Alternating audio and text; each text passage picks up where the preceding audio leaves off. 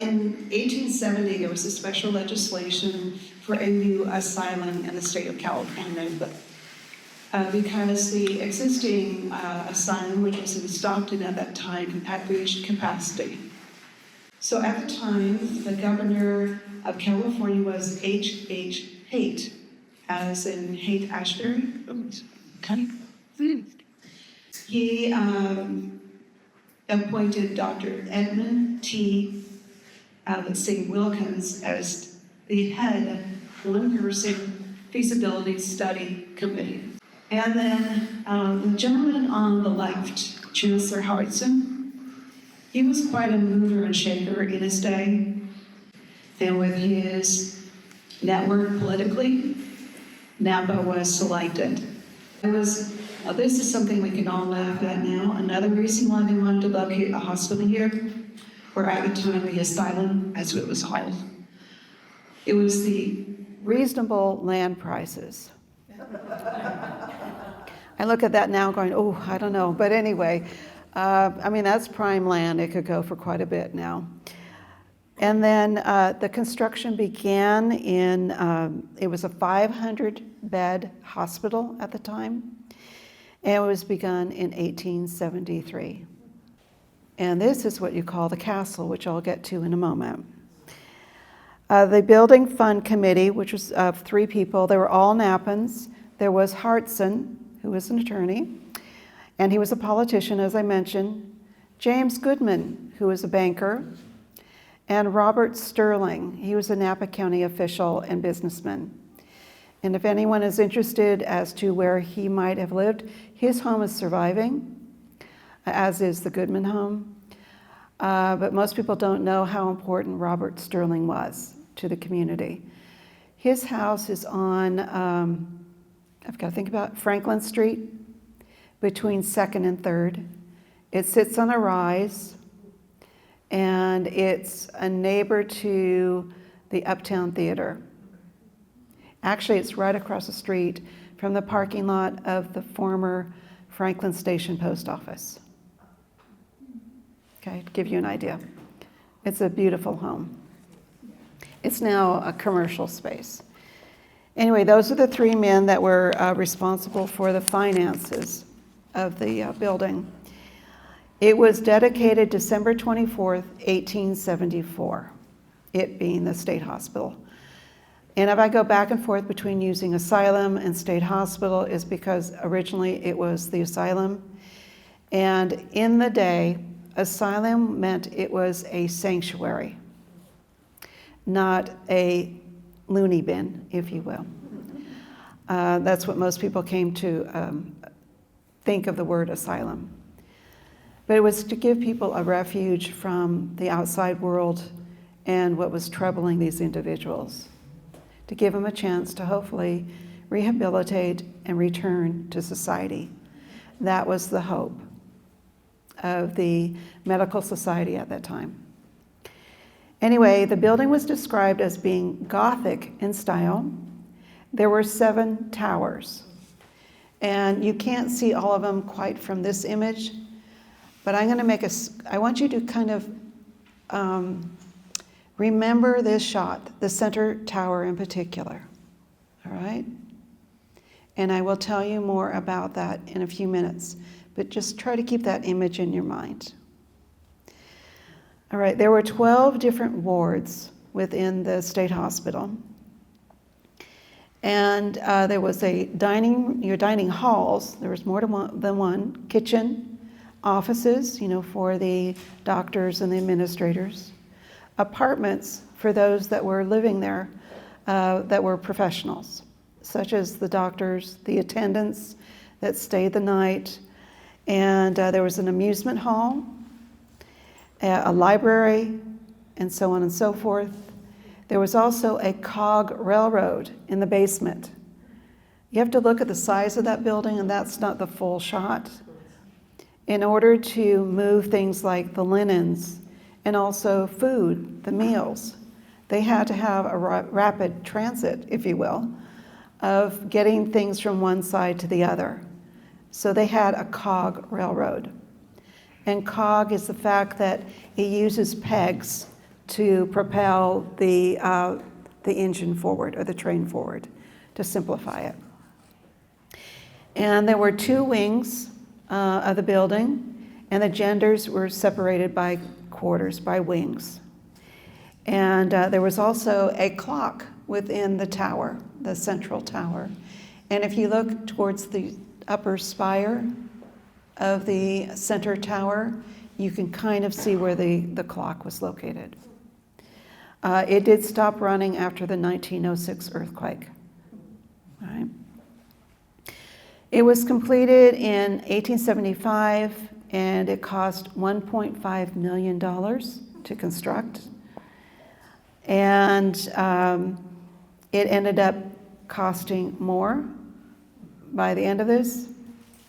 It was $44 million. That's a lot of money in the 1870s. If anyone wants to go online to see the equivalent, please do. Anyway, the first patient was a man, and it was listed as being a drunkard. He was an alcoholic, and he was committed on November 15th, 1875. So last November marked the 150th anniversary of the state hospital. It is the longest operating state hospital in the state of California. And it might have credits beyond the state lines. And then in early 1876, a Dr. Edward Bentley was replaced by Wilkins. Wilkins became the superintendent of the state hospital in 1876. And he served for multiple decades. He devoted a lot of his time and energy to the operation and the improvement and the adherence to the moral treatment program. And part of the moral treatment is that the place was to be self-sufficient. They had orchards, dairies, and they had their own electric shop. They had their own plumbing shop, and it goes on and on and on. It was a large campus. And they also had a bakery on premise, and as I said, they had many kitchens, and it was not just one. And their dairy, by the way, was prize winning for many years. I saw the recognition of their prized herd into the 1940s. So World War II, as a hint, did change things, which I'll get to in a moment. As I said, it was self-sufficient, and also there was, in between here and Napa, there was the Napa State Hospital Farm, and that was located north and east of Yountville. It's along the Yountville Crossroad, and they had beef cattle there.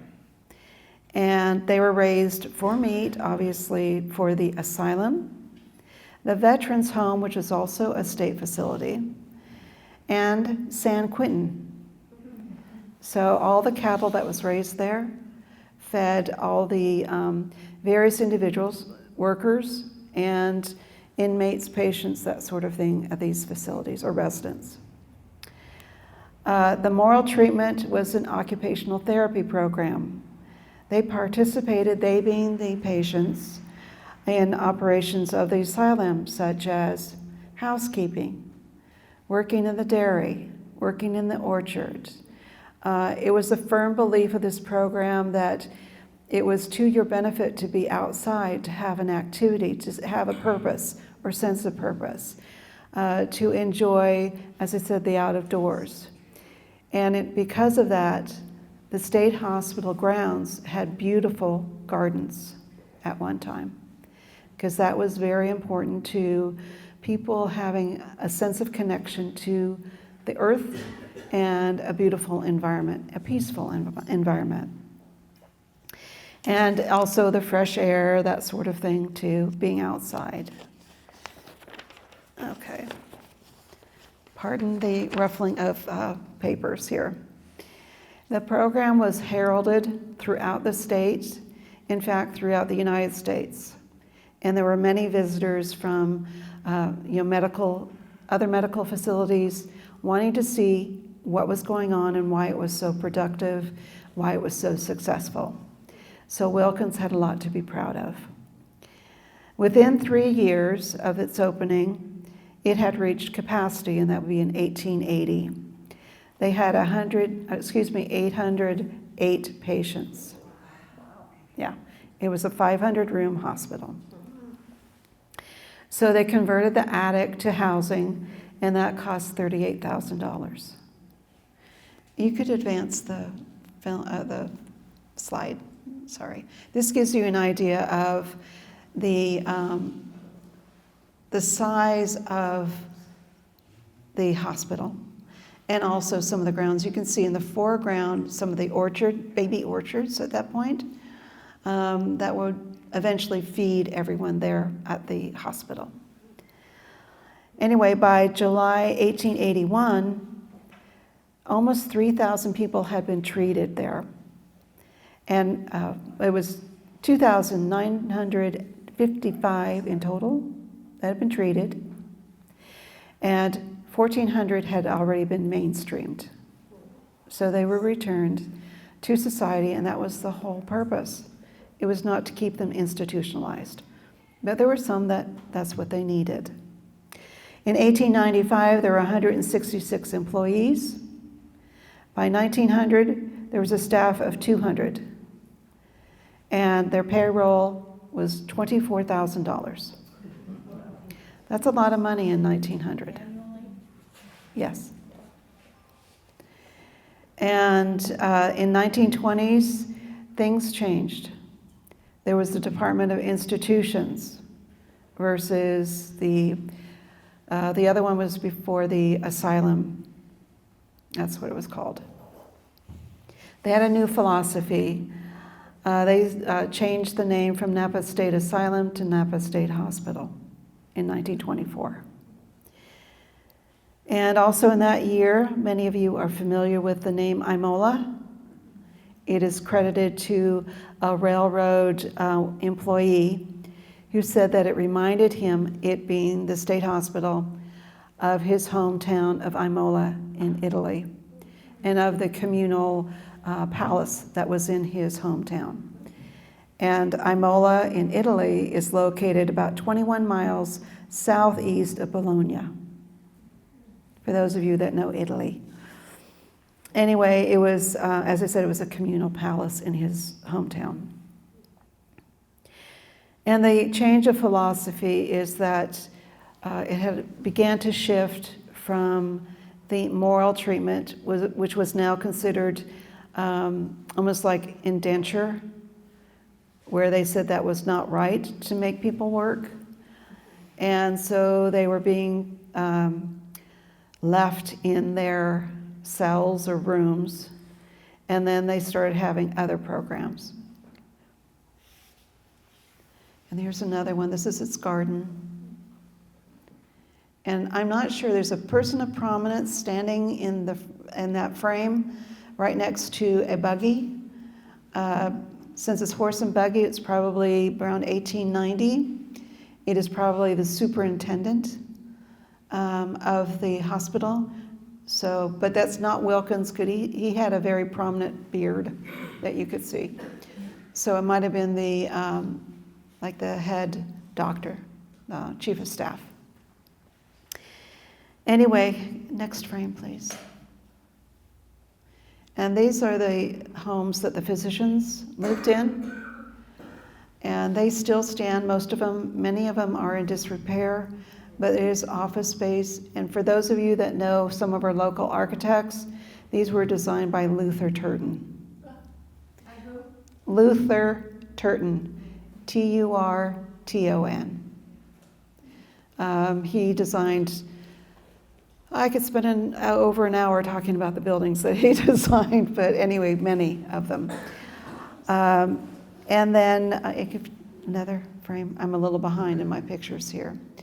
And I talked about the agricultural aspect of the state hospital. I mean, that's a beautiful setting.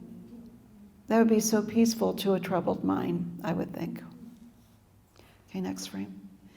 Now, I talked about how they were changing their philosophy. This is obviously before 1920s. But some of the things that they did, they being the staff, they would have outings for some of the patients. And this is not a tour group that was going to go through the hospital. These were actually women patients that were going to be going into town for a special day out. And there were staff, and some of them, there were gentlemen in there, you could tell the difference. But they did this on a regular basis. They wanted people to have a sense of normalcy to their life. Next. Question? Yes. Could you talk a little bit about who was eligible to be in this hospital? Well, there were any number of people that, such as alcoholics. The first gentleman that was committed to the hospital was, quote unquote, a drunkard.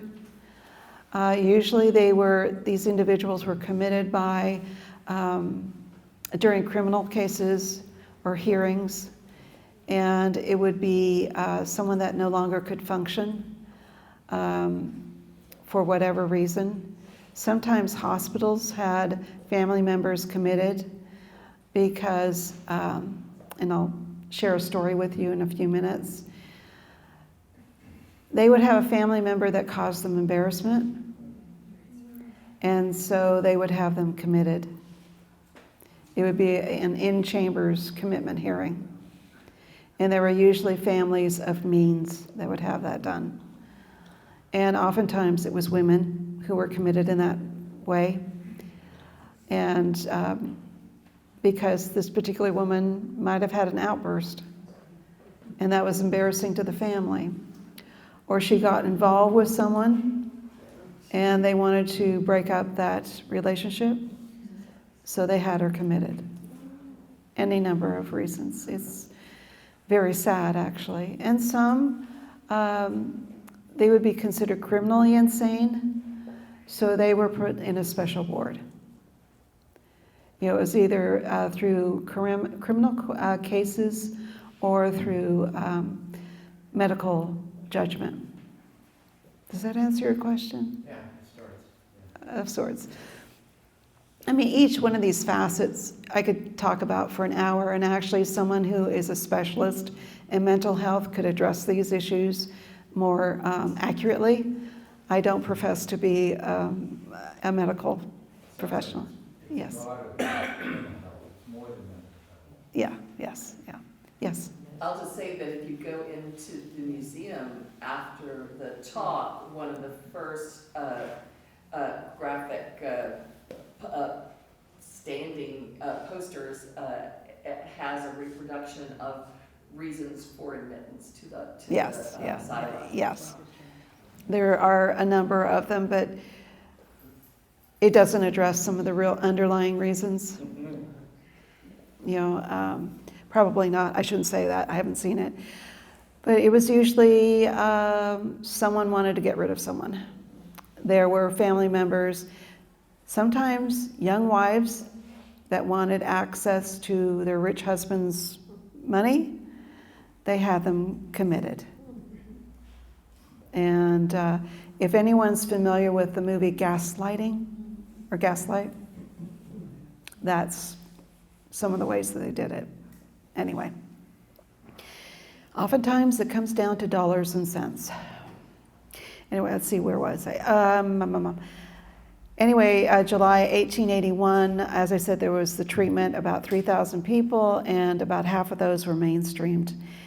Napa State Hospital frequently was altered between 1881 and 1911.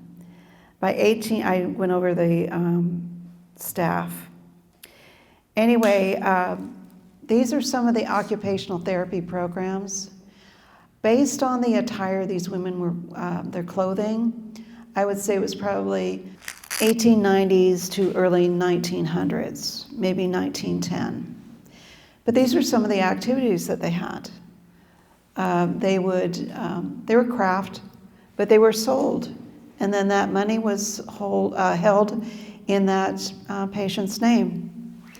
And they would have a little income that would be given to them when they were mainstreamed or released, so they could have a fresh start. But the one looks like leather craft of some kind. Maybe they were making wallets or belts or purses. And on the other side, you can see all the reeds, so it was more like baskets, probably. Well, actually, you can see the baskets below the table. Next frame, please.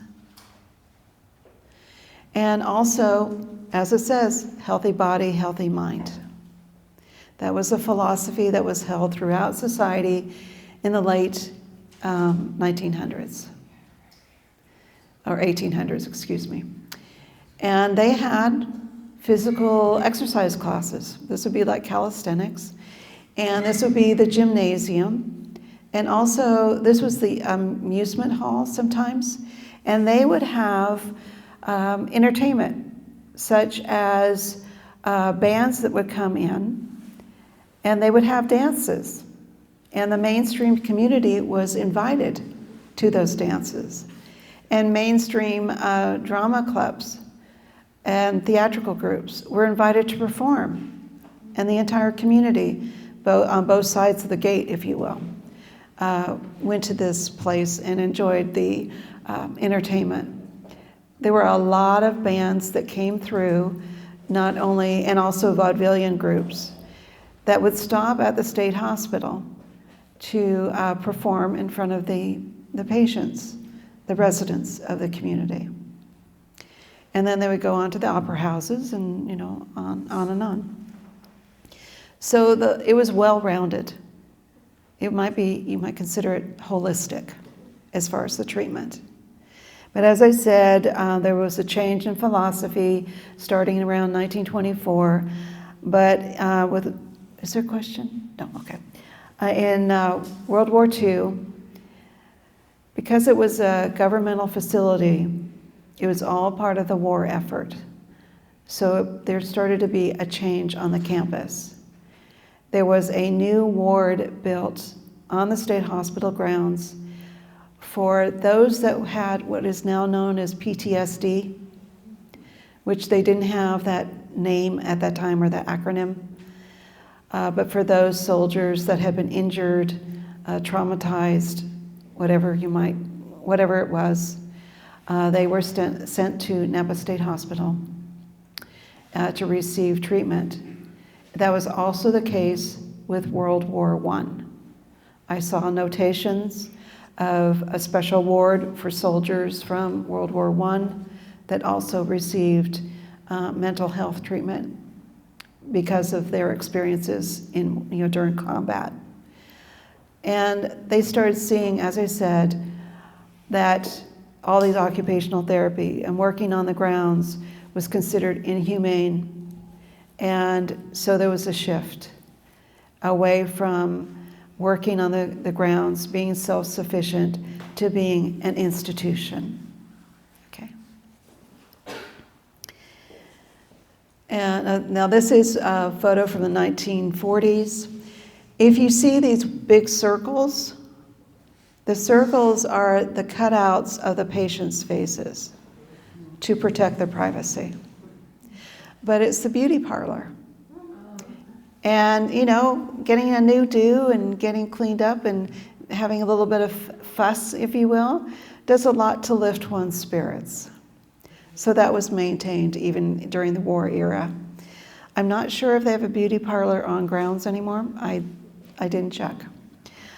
But anyway, in the early 1950s, they started demolishing the old castle and some of the older buildings. Remember the Central Tower? Well, it withstood 24 hours of the wrecking ball. Wow. They said they wanted to tear it down because it was drafty, old, and seismically unsafe. Well, guess again, to withstand 24 hours of a wrecking ball, my parents came into Napa in the early 50s.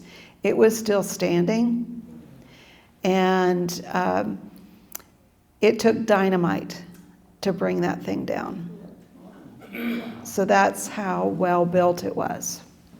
So we have James Newman to thank for that, and his stonemasons. But at least we have pictures. And then I'm going to go on a little further. In 1960, Ronald Reagan was governor at the time, and there was a shift of, well, they were trying to shift the financial responsibility of some of the special departments from the state to local government. Does this sound familiar? And so what he did is he had patients who really still needed to be institutionalized because they didn't have the ability to deal with day-to-day things. Or they were on medication and they were fine when they were on medication, but they were apt not to remember to take it. And once they were off their medication, they started having issues again. But he mandated that they release a lot of these individuals, and where they ended up? On our streets, unfortunately. And they also shifted a lot of the responsibility to the counties. Then over time, the population within the state hospital declined.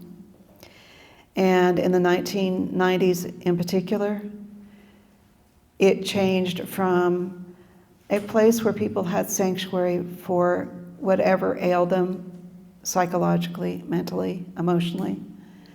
It became more of a high security, it was a prison. A portion of it is a prison. For those inmates at state prisons that went in with a diminished capacity, so they went to a state hospital. And unfortunately, we know that one worker lost her life to one of these individuals over a pack of cigarettes. And I'm not going to go into greater detail on that. But next slide, please. These are some of the individuals of note.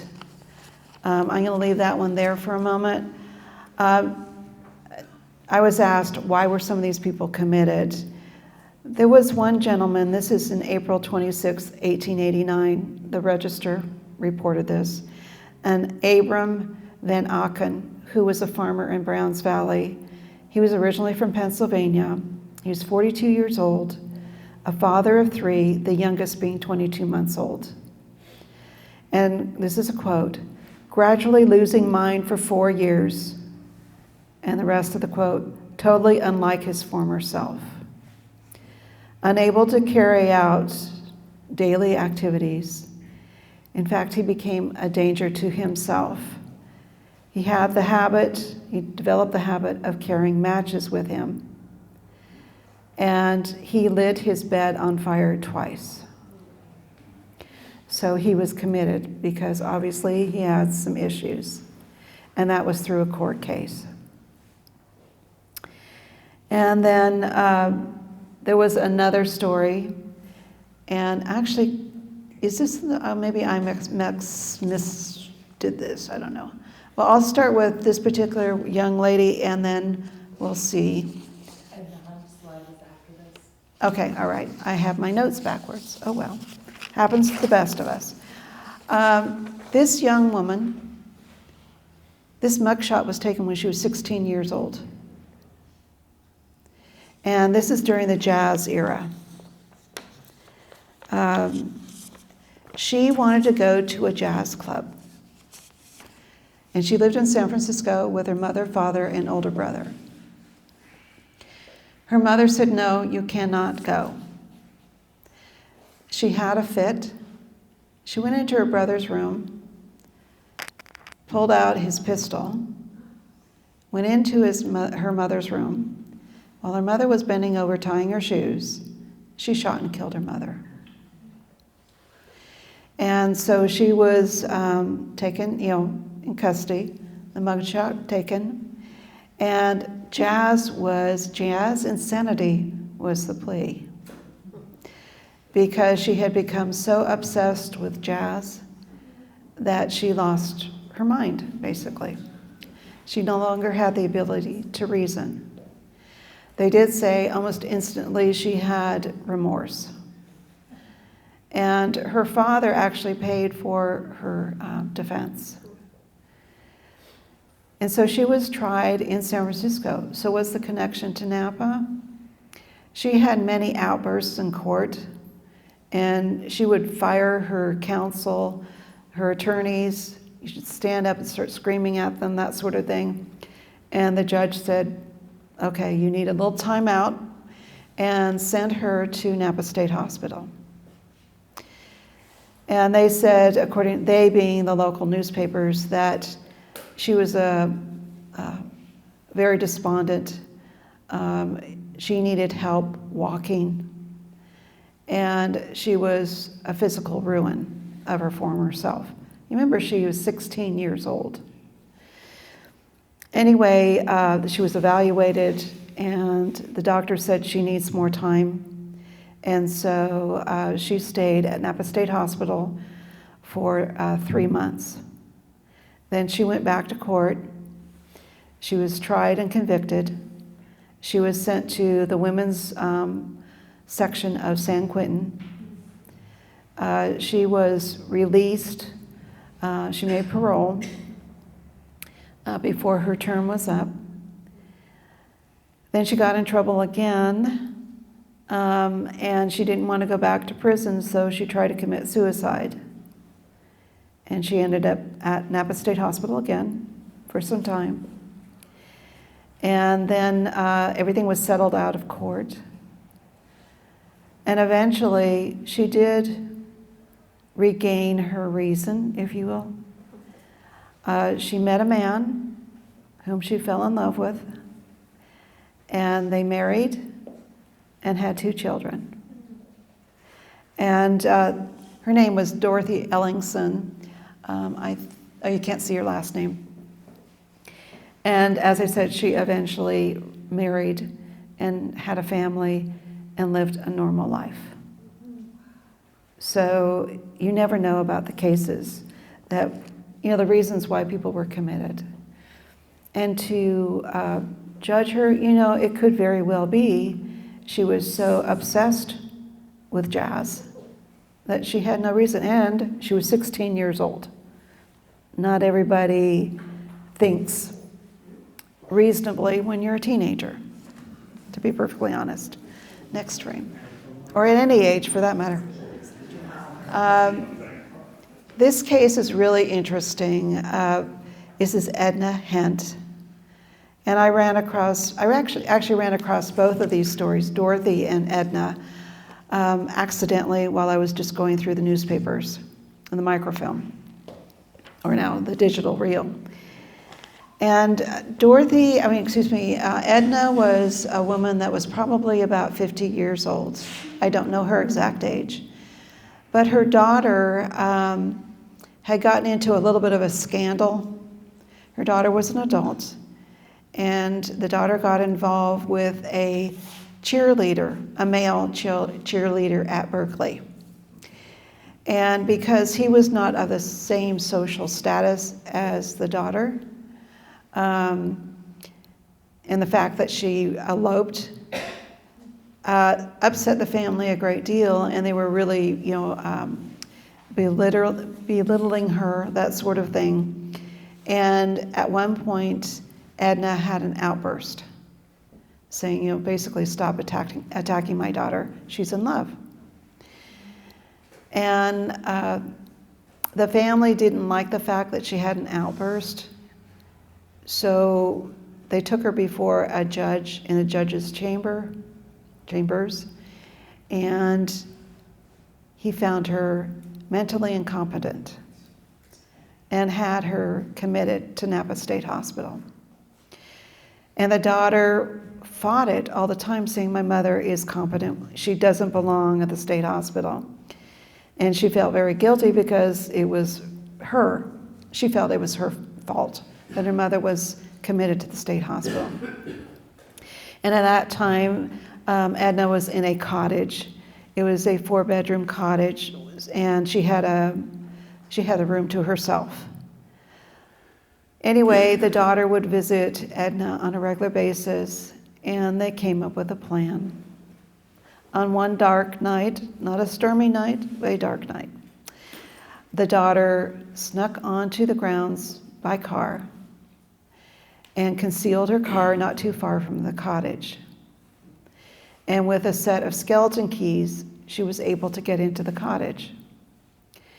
And she secreted her mother away.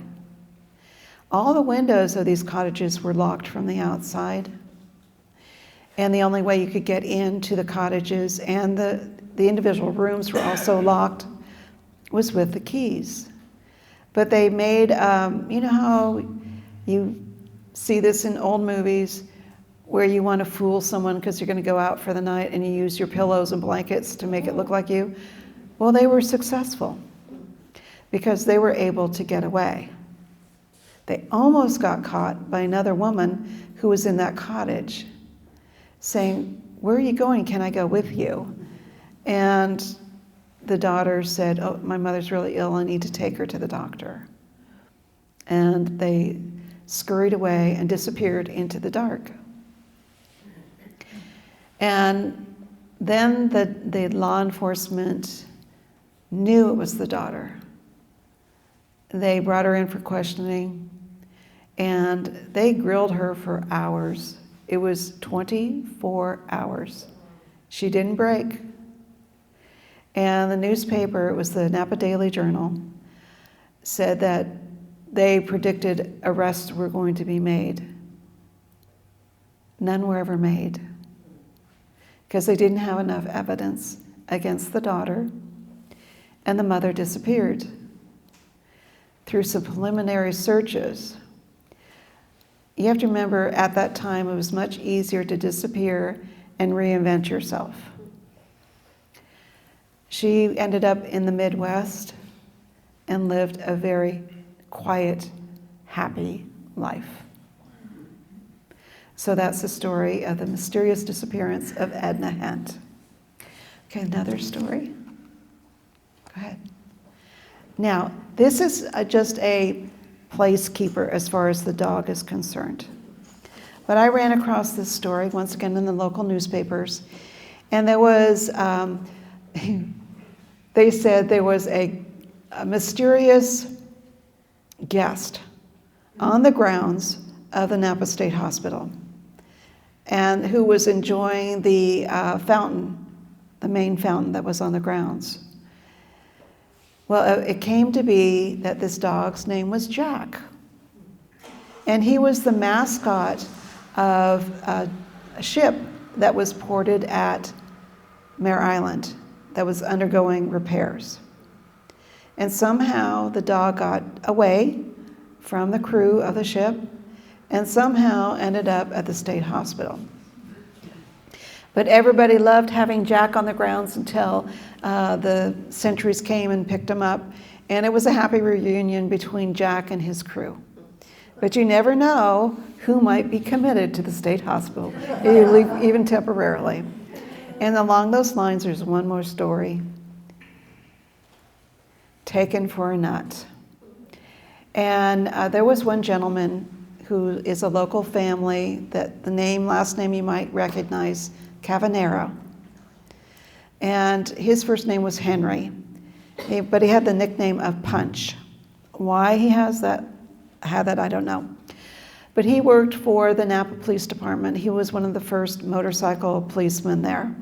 He had an accident, and he started back after he recovered. He went back to the police department, but the job was too much. So he transferred basically to the sheriff's department. And his job was to accompany the undersheriff to the state hospital with inmates who were either going for observation or were committed. And, it was routine. They would go out, they would take, Punch would walk or escort the inmate up to the receiving ward, and there'll be a doctor waiting there, and the doctor would inspect the inmate. like open your mouth, stick out your tongue, do this, do that. And then the doctor would say to the attendant, okay, take him in. Well, on one particular day, it was going as normal, and then the doctor, who was a new doctor, stepped up to Punch and said, stick out your tongue. Open your mouth wide.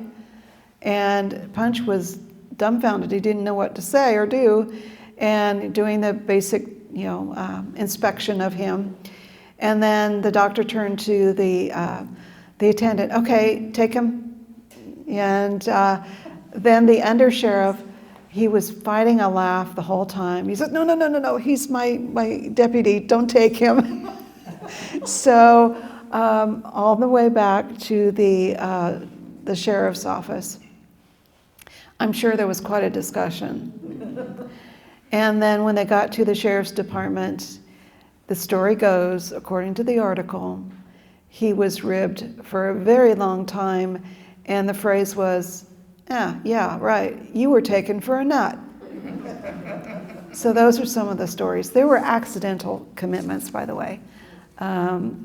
Actually, one gentleman who was escorting an inmate that had been committed in the Central Valley was taking in the gentleman to the state hospital, and he ended up being committed as well. And the sheriff's department sent a wire to the sheriff's department here in Napa County saying, we're looking for our deputy. He's usually really good. He checks in with us, so on and so forth. So the local law kind of started, tracking his activities, and the ground zero was the state hospital. And sure enough, he was in a cell, and he kept telling the staff, I'm just the deputy, I don't belong here. And then finally, someone came along and said, that's right, he's a deputy. And then later on, I heard from one woman who said that a friend of hers used to be a volunteer at the state hospital, and this is more recent. And there was a shift change in the staff. And this woman got stuck behind the prison door, and the people didn't believe her, the other staff. And so she spent the night at the state hospital. Those were the days before cell phones. And it was her husband that rescued her. And, had to prove through ID that she was a sane individual. So there's some interesting stories. Any questions? Go ahead. I have a question. Yeah. I have a question. Yes. These people did not come in on a basket. How long was the basket used? Because these people just came in by accident. How long did they use the basket for? The basket was used until about 1900. But if they were local, they would come in by wagon.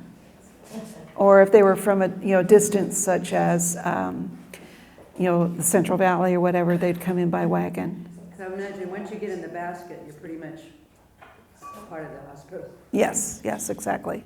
Yeah. They just didn't do that in the 50s. Yeah. No. It was until about the 1900s. Yeah. Any other questions or comments? I do. What Yeah. is the hospital used for today? There are still some individuals where it's the psychological aspect, mental, emotional. But there's a large percentage now that are the criminally insane. So there are still patients there. Oh, yes. It's still in operation. You can't visit it though, right? Uh, No visitors. No, you really can't go on grounds unless you're going to see someone. Well, no, well, maybe. But there's guard stations, and you have to have a valid reason. Either you might be going into a program, and that is already on their list, or you have you're going to be visiting with someone, that sort of thing. Yes? Do you have to be a resident of California to be admitted? I think if you are tried or committed before a California state judge, then you can be put in this Napa, or the California state hospitals. Are there pictures anywhere of the baskets? I don't think so. I don't know. I haven't run across it, but there might be some in someone's collection. Yes, yes, yeah. Jen? Yeah, what about paranormal activity? Can you talk about that? Oh, I could spend a lot of time on the paranormal activity. When I presented this in November at Yountville, there were a number of people that worked at the state hospital that talked about paranormal activity, not only on the campus itself, but housing close by that used to be for staff.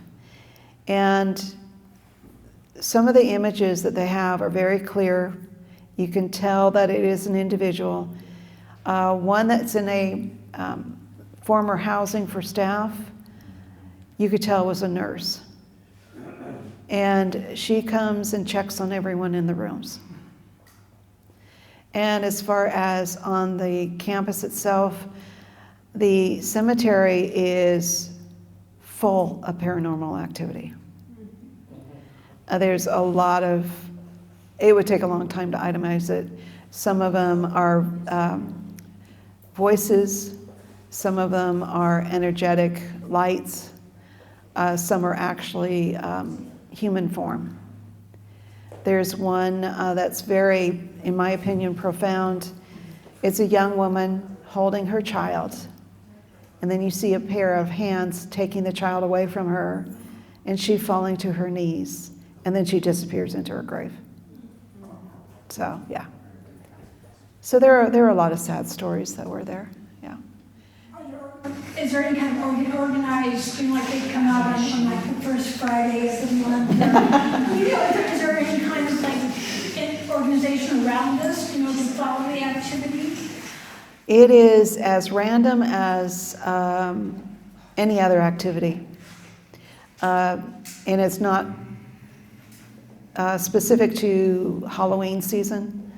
They're seen at many times. They're seen in various parts where the campus that used to be buildings, like the dairy or something like that, where you'd see people, you can hear cows mooing as if they're being milked, that sort of thing, and talking, that's, So there's imprints. It may not actually be where it's quote unquote a ghost, an entity. It could be an imprint, an energy imprint of something that happened at that moment that plays over and over again. But there are ghosts that walk around. And I've had the pleasure of talking to people about their experiences there at State Hospital as far as paranormal activity. There's a lot. Yes. Yeah. Any other, yes? At one time, a few years back, I remember reading in the Napa Registry, there was a room where inmates did paintings that the public couldn't see it. Is that still there? They do have, I don't know if it's the same room, but they do have art programs. And in fact, there is a fundraiser for the state hospital programs that, have these art programs. It's this weekend. Actually, the reception is tonight. It's at the Women's Club in Napa. And then there's a sip and paint tomorrow. And then I will be giving this lecture again on Saturday afternoon from noon to 1. And you'll be able to see some of the art, and you can actually purchase it if you're so inclined. Yes? They do, the volunteer center there takes donations. Right. For all kinds of art things. And every once in a while at the Fink in Napa, on a Tuesday, you play Finko, and they have the things that the clients have made, and Right. those are the prizes. I worked there from 78 till 86. Oh, okay. So you know it well. Yes. So the whole cycle of, first I worked in receiving with adults, but then I went and worked with the adolescents. and the whole cycle of care is a pretty sad thing. Yes. Because when I first started, we were taking the youth out, they were, you know, playing baseball in the fields, we were going up to Skyline Park and going camping, we took them to Silverado Country Club for Christmas dinner, you know, and then they started saying again, oh, that's against their rights, you can't make them make their bed, you can't make them clean their, you know, their areas, you can't. Right. And it was like then they were not able to emancipate and go out because they had no skills. Exactly, yeah. So it's been cyclical. But I think what Dr. Wilkins put in place sound like a very healthy program. Yeah. So who couldn't use a little fresh air and beautiful gardens and, have a sense of purpose? So any other questions or comments? I'd like to make a comment. Sure. My grandmother was an employee there. She wore a nurse's uniform, but she wasn't a nurse. She was a psychiatric technician, I guess. And she had to live in. Mm-hmm. So she had to board my father with people in Napa so that she could live on the premises. And then she was there from about 1920 to, I don't know, 1940. I have a picture of myself as a 3-year-old girl with my grandmother in her uniform and my father on the grounds of the hospital. And you have it with you, Thank right? you. Yeah. She has it with you. Oh, lovely. I'd love to see it. Yes. Over here. This may be out of your wheelhouse, that's more Napa centric, I think, but since they started about the same time, can you compare and contrast a little bit between Napa Asylum in the 1870s, 1880s, and the sanitarium that's now Helena Hospital? The sanitarium, they probably did have some individuals that needed, mental health issues or help with those. But the sanitarium was a hospital, primarily. And the term sanitarium was used for hospitals because they wanted to emphasize that it was sanitary. It was a clean place where you could go and have take care of your health issues. And as far as what they did, I'm not sure. Are you talking about the different? Well, I guess, what my sense is that they shared some basic philosophies about this moral treatment. Right. In that period and. Well, the sanitarium, food and activity. right, the sanitarium was established by the Seventh-day Adventists, as we all know. And they had a philosophy as far as whole body treatment. And, it was the food you ate, exercise, part of their treatments for individuals that had, let's say, like arthritis or anyone, was steam baths and massages and, to treat the body, to heal the body from every possible aspect and to help it recover. Well, that was the same principles as in the state hospitals or asylums.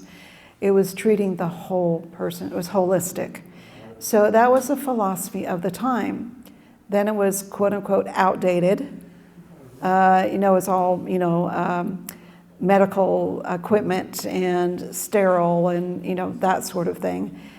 And now, well, since probably the 70s, there was a shift again, where you look at the whole body, the whole person, in treating them. Because if they have a physical ailment, there's usually a mental connection. If they've been enduring something physical, it affects you psychologically. So you need to heal the whole organism, if you will.